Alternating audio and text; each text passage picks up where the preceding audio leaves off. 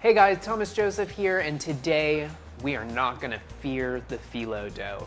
Now, phyllo dough, it is quite tricky, but today I'm gonna show you how you go about buying it, storing it, defrosting it, and ultimately using it to create a wonderful flaky dessert.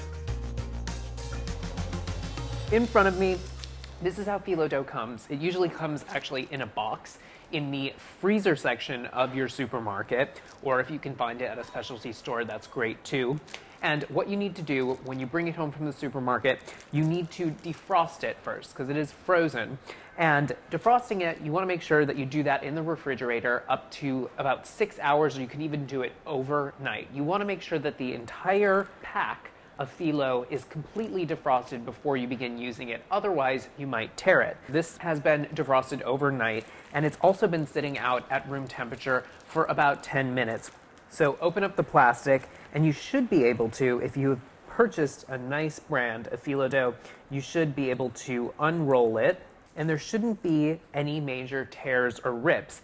If you see a discoloration around the edges here, or if there are a lot of dry spots that are cracked, that means that your phyllo dough is old, it's probably past its expiration date, and you really should either return the package to the store or go buy a different brand.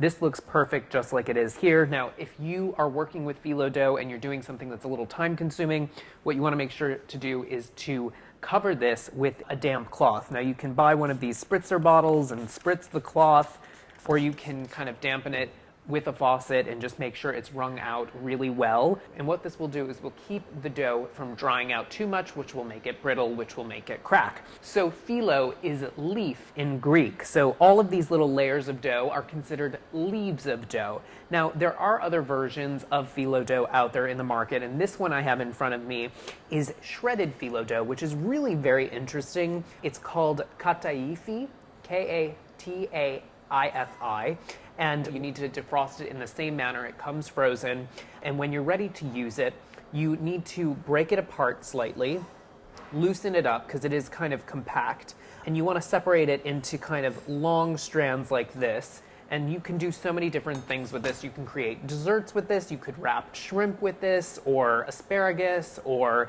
any type of little hors d'oeuvre, and it creates a little nest around whatever you're making. So you can really form and mold this as you see fit. I'm not going to be using this version today, but if you haven't experimented with it, you should certainly do that. So I'm making something really simple. I'm not making baklava or any other dessert that is quite complex.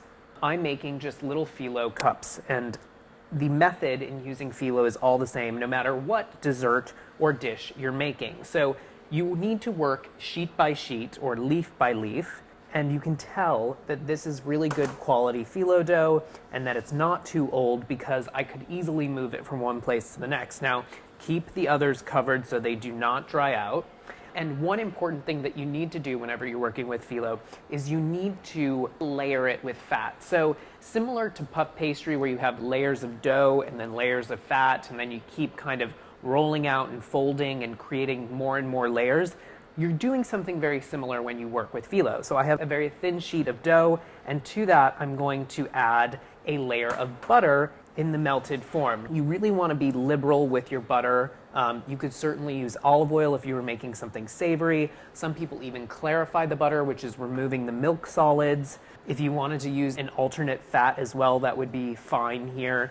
Coconut oil, that's all the rage these days, and you could certainly use that in the melted form to brush on your layers of phyllo dough. So the little dessert cups that I'm making today that I'm going to fill with a simple cream mixture, they're almost like little tartlets.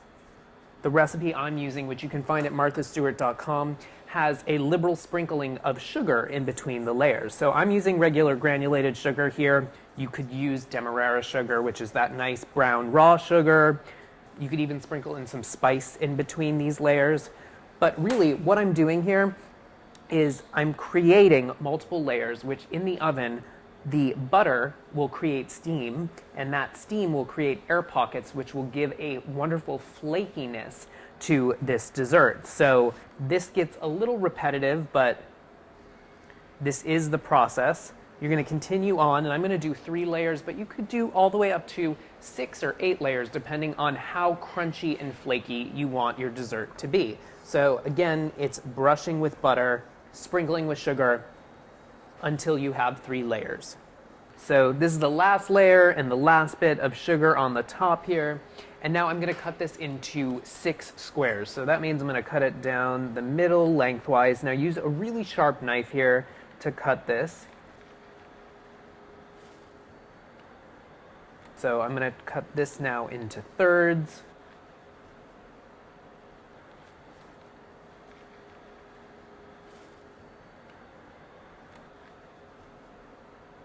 You want to take each square of dough that you have, and you're going to place this into your muffin cups. This is a standard cupcake tin or muffin tin, and you want to really go every other well of the muffin tin, and you're just going to gently push the sides in. You can lift up the dough on the sides here to help create a nice fluted shell.